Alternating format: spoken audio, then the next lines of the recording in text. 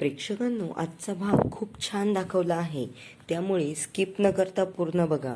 इकडे मैपत साक्षीला कॉल करतो आणि साक्षीला सांगत असतो, असा प्लॅन केलेला आहे, त्यामुळे तू काही घराच्या बाहेर पडू नको.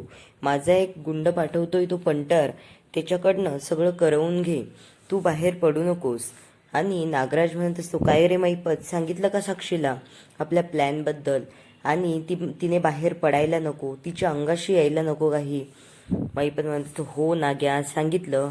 नागराज म्हणत असतो, का रे मैपत, आपण हे प्रियावर विश्वास ठेवून काही चुकीचं करतोय ना? नागराज म्हणत असतो, हो, कारण ही प्रिया म्हणजे प्रियासोबत राहणं म्हणजे आपल्याला एखादी नागिन खांद्यावर खेळवणं झालं, कारण तिने आपल्याला प्रत्येक वेळी फसवलंय. यावेळेस आपण तिला असं काहीतरी करूया की तिच्यावर लक्ष ठेवून राहू की ती काही चुकीचं करू शकणार नाही. मैपत म्हणत असतो, हो नाग्या, हे तुझं एकदम बरोबर आहे. ही प्रिया म्हणजे एक नागिनच आहे.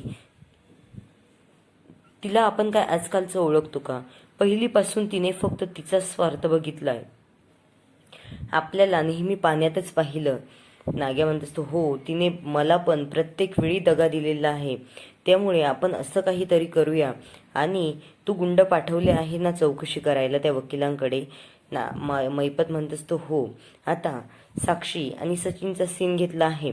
सचिन महिपतच्या प्लॅनमध्ये कसा इन्व्हॉल्व होतो ते आपल्याला पुढे बघायला मिळेलच.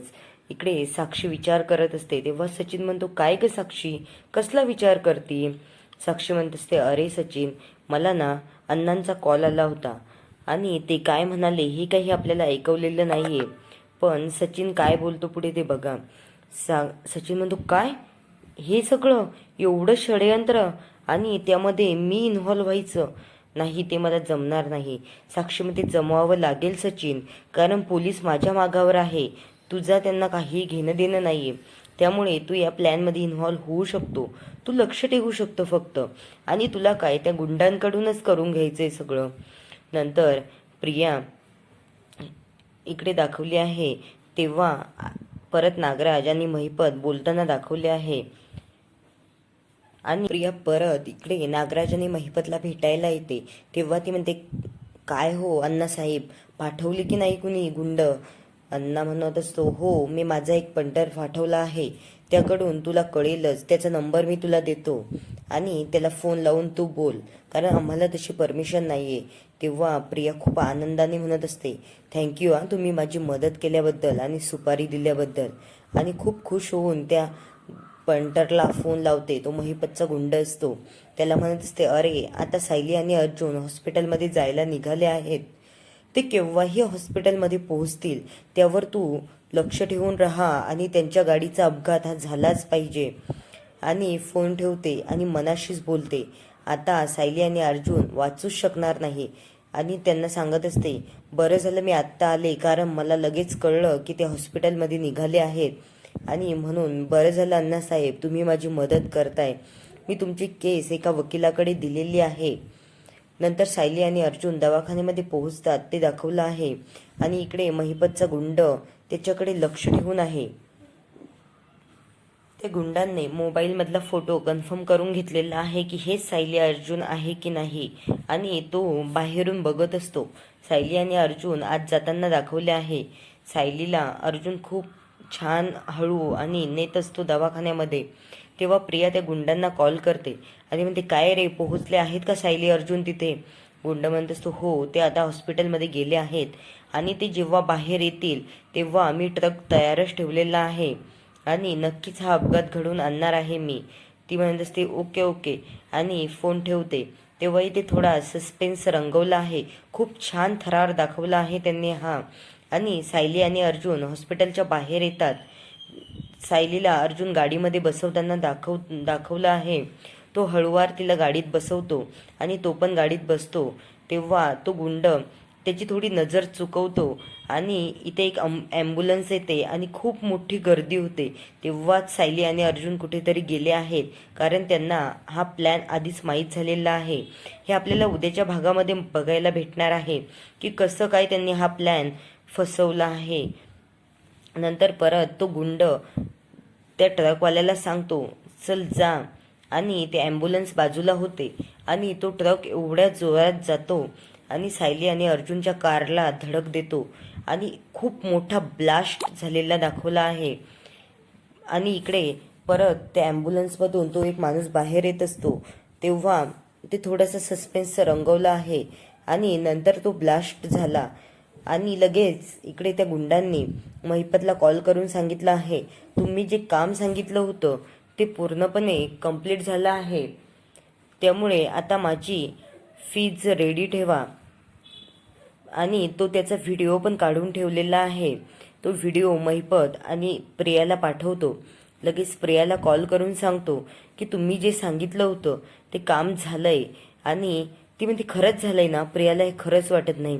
ती म्हणते आता तर सायली आणि अर्जुन वाचूच शकत नाही एवढा मोठा ब्लास्ट झाल्याच्या नंतर. आणि ती म्हणते खरंच ना, मला तर खोटंच वाटतं हे सगळं. नंतर तो गुंड तिला व्हिडिओ पाठवतो आणि ती व्हिडिओमध्ये बघते आणि म्हणते बाप रे, एवढा मोठा ब्लास्ट. आणि खूप आनंद झालेला असतो तिला. पण हा तिचा आनंद खूप क्षणासाठीच संपणार आहे. नंतर ती म्हणत असते अरे आता तर मला कोणी इथे नाही पण आहे हे खरं वाटायला, कोणी मला चिमटा काढायला की हे खरंच झालं ना. आत्ता तर सायली आणि अर्जुन माझ्या वाट्यातला खूप मोठा काटा मी दूर केलेला आहे. आणि मनाशीच खूप मोठ्याने हसत असते आणि म्हणते आता सुभेदार घरावर आणि किल्लेदार घरावर मीच राज्य करणार. मी एकुलती एक मुलगी आणि एकुलती एक सून राहील आता. आणि माझ्यावर पैशाचा पाऊस पडेल. दोन्ही घरांची मालकीन मीच असेल. आणि खूप मोठ्याने हसत असते आणि म्हणते आता नाही येणार सायली आणि अर्जुन, आता नाही येणार. नंतर सचिन आणि तो गुंडांचा सीन घेतला आहे. ते कारमध्ये असतात. सचिन म्हणत असतो महिपत साहेबांनी तुला काय सांगितलं आहे ते माहीत आहे ना. त्या वकिलांकडून फक्त माहिती काढून घ्यायची, बाकी सगळं तर तुला त्यांची ट्रेनिंग दिलेलीच असेल त्यांनी. तो म्हणतो हो. आणि तो गाडीतून खाली उतरतो आणि त्या वकिलांकडे जातो. त्या वकिलांकडे गेल्यावर तो म्हणतो हे बघा, मला थोडी माहिती हवी होती. ते वकील म्हणत असतो कोण तुम्ही. तो गुंड लगेच बंदूक काढतो आणि म्हणतो त्या सुभेदार ताईंनी, त्या तन्वी सुभेदारनी तुम्हाला काय काय सांगितलंय ते मला ना रेकॉर्ड करून घ्यायचं आहे, ते तुम्ही सांगा मला. ते म्हणतो नाही, त्यांनी मला काहीच नाही सांगितलंय. आणि तो म्हणतो तू जर मला खरं सांगितलं नाही ना, या बंदुकीतल्या एक एक गोळ्या मी तुझ्या डोक्यात घालेल, त्यामुळे सांग पटकन. आणि तो वकील म्हणतो हो हो सांगतो. आणि तो व्हिडिओ चालू करतो रेकॉर्डिंग. आणि तो वकील सांगत असतो की त्या तन्वी सुभेदारांनी सांगितलं आहे की त्यांना महिपत आणि नागरांची केस काही लढायची नाहीये. त्यांना फक्त त्यांच्याकडून एक अपघात घडवून आणायचा आहे, म्हणून त्यांनी हा फक्त बनाव केलेला आहे. आणि हे सगळं करण्यासाठी त्यांचा दुसरा हेतू होता, म्हणून त्यांनी हे घडवून आणायचं नाटक केलेलं आहे. तो म्हणतो थँक्यू, बरं झालं तुम्ही हे खरं सांगितलं. आणि तो लगेच गाडीमध्ये येऊन बसतो. तेव्हा सचिन म्हणतो झालं का काम. तो म्हणतो हो, बघा ना व्हिडिओ. तेव्हा सचिन म्हणतो बरं झालं, एकदाच सत्य बाहेर आलं. नंतर इकडे कल्पना वाटच बघत असते सायली आणि अर्जुन हॉस्पिटलमधून केव्हा येत आहेत. आणि प्रतापराव घरी येतात तेव्हा ती त्यांना म्हणते अहो माझा डोळा फडफडतोय आणि माझ्या मनात नाही नाहीशे ते विचार येत आहेत. सायली आणि अर्जुन बराच वेळ झाला गेला आहात, एवढा वेळ त्यांना कधी लागला नाही, आजच का असं होतंय. आणि बघा ना माझा डोळा किती फडफडतोय. नंतर अश्विन म्हणत असतो अगं मम्मा काही नसेल झालं, येतील ना ते घरी लवकरच, आणि लागला असेल थोडा वेळ, ट्रॅफिक वगैरे असेल. तेव्हा कल्पना म्हणत असते अरे नाही, मला आज वेगळंच होतंय. लगेच टीव्हीवर बातमी लागते आणि अश्विन ती मोबाईलवर बघतो आणि सायली आणि अर्जुनच्या गाडीचा मोठा ब्लास्ट झाला. तेव्हा विमलच्या डोळ्यात डायरेक्ट पाणी येतं आणि कल्पना तर चक्कर येऊनच पडते खाली आणि मोठ्याने ओरडते आणि म्हणते माझी लेकरं, माझी सायली आणि अर्जुन, काय झालं असेल यांना. आणि खूप जोरात ती खाली पडते. तेव्हा प्रतापराव, अश्विन सगळेच खूप रडत असतात. आणि प्रतापराव म्हणतो कल्पना काहीही झालं नसेल, आपले सायली आणि अर्जुन सुखरूप आहेत, तू काहीही काळजी करू नकोस. आणि प्रियाला इकडे खूप आनंद झालेला असतो, पण मोठ्याने रडायची नाटकं करते आणि म्हणते काय झालं असेल सायली आणि अर्जुनला, कसं झालं हे काही कळलंच नाही. आणि इनेच सगळं नाटक केलंय. नंतर प्रतापराव म्हणत असतात, कल्पना तू टेन्शन घेऊ नकोस, तुझी तब्येत बिघडेल बरं. सायली आणि अर्जुन सुखरूप आहेत, त्यांना काहीही झालेलं नाहीये. देव आपल्या संग एवढं वाईट नाही वागू शकत ग. आपली किती लाडाची आणि गुणाची लेकरं आहेत ती. त्यांनी आजपर्यंत कुणाचं काहीच वाईट केलं नाही. देव त्यांचं सगळं चांगलं करेल. तेव्हा कल्पना म्हणत असते, अगं आई, का असं झालं असेल? माझ्या लेकरांना सुखरूप असू दे आणि त्यांना घरी घरी येऊ दे लवकर. मला ना राहवतच नाहीये त्यांना बघितल्याशिवाय. इकडे प्रिया म्हणत असते, अगं आई, असं कसं होईल? आता कसं झालं असेल हे? किती मोठा ब्लास्ट झाला आणि सायली आणि अर्जुन गेलेत. एवढी निगेटिव्ह बोलत असते, सगळ्यांना निगेटिव्ह करते. तेव्हा अश्विन म्हणत असतो, अगं मम्मा तू काळजी करू नको, दादा आणि वहिनी लवकरच येतील. तर ती मात्र बाहेर जातात फोन लावायला. तेव्हा कल्पनाला खूप मोठ्याने चक्कर येते आणि ती बेशुद्ध होते. इकडे प्रिया खूप अशी नाटकं करत असते आणि म्हणते, आई उठ ना ग, काय झालंय तुला? काय आपल्या घरावर एक एक संकट येत आहेत. पहिली सायली आणि अर्जुनचा अपघात, नंतर आईंची पण तब्येत बिघडली, आई पण कोमात वगैरे गेले की काय. प्रतापराव खूप मोठ्याने चिडतात आणि म्हणतात, काय ग तन्वी, सारखी निगेटिव्ह बोलते. सायली आणि अर्जुन सुखरूप आहेत, त्यांना काहीही झालेलं नाही आणि कल्पनाचीही तब्येत बरी आहे. तू गप्प बस बरं जरा. आणि प्रतापराव पण रडत असतात, त्यांना काही समजेनासं झालंय की हे कायचं होतंय नेमकं. नंतर ते सगळेजण इकडे कल्पनाला उठवत असतात आणि कल्पना थोड्या वेळासाठी बेशुद्धच असते. नंतर जेव्हा तिला शुद्ध येते तेव्हा प्रतापराव आणि अश्विन म्हणत असतो, डॅड मी आहे इकडे, तुम्ही ना जिथे अपघात झाला तिथे जाऊन बघा बरं नेमकं काय झालंय ते. प्रतापरावांना काही कळत नाहीये काय करावं. ते म्हणतात, अरे मी चैतन्यला कॉल करतो आणि त्याला सोबत घेऊन जातो. आणि चैतन्यला कॉल करतो. इकडे विमल खूप रडत असते, म्हणते, उठा ना ताई, आपल्या दादा आणि ताईंना काहीही झालं नाहीये, तुम्ही काळजी करू नका, तुम्ही उठा बरं.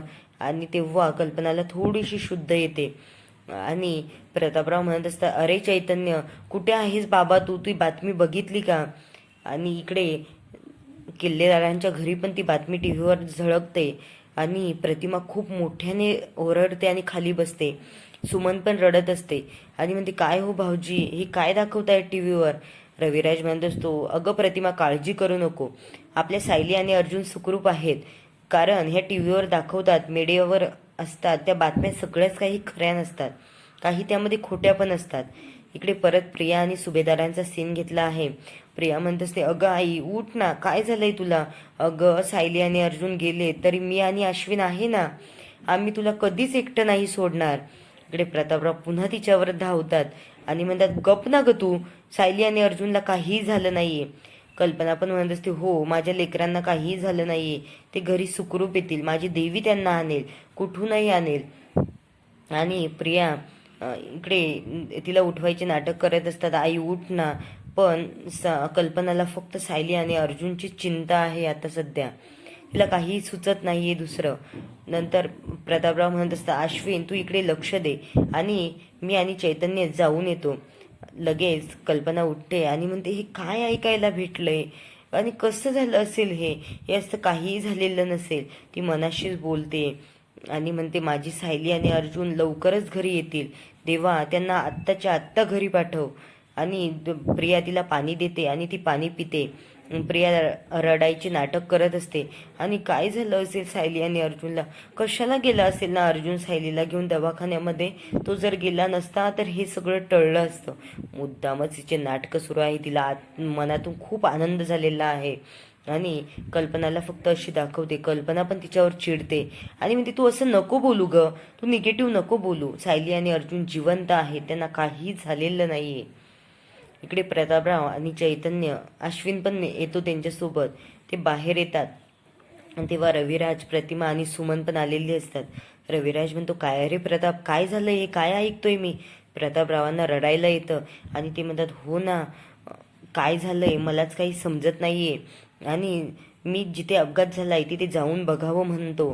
रविराज म्हणतो, प्रताप मी पण येतो तुमच्यासोबत. आणि ते तिघे पण जायला निघतात. इकडे प्रिया खूप खुश झालेली असते आणि इकडे डायनिंग टेबलच्या इकडे येते किचनमध्ये आणि हसायला लागते आणि म्हणते, वा, माझा हा प्लॅन सक्सेसफुल झाला. आणि ते पण सायली आणि अर्जुन ठार झाले डायरेक्ट, त्यांचा काही अपघात वगैरे नाही झाला. आणि ते एवढ्या याच्यातून वाचणार पण नाही.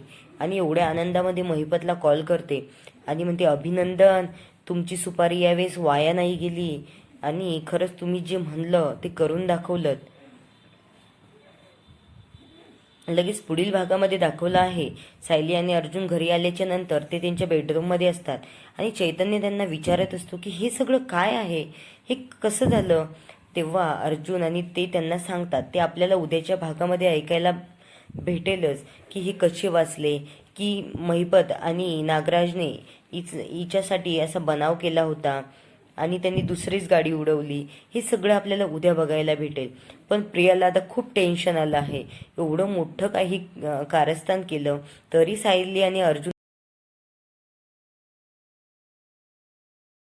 चैतन्यला सांगणार आहेत की आम्हाला आईचा प्लॅन कसा कळला, आम्ही कसे बाहेर आलो आणि की हे नागराज आणि महिपतनेच हिला फसवलं.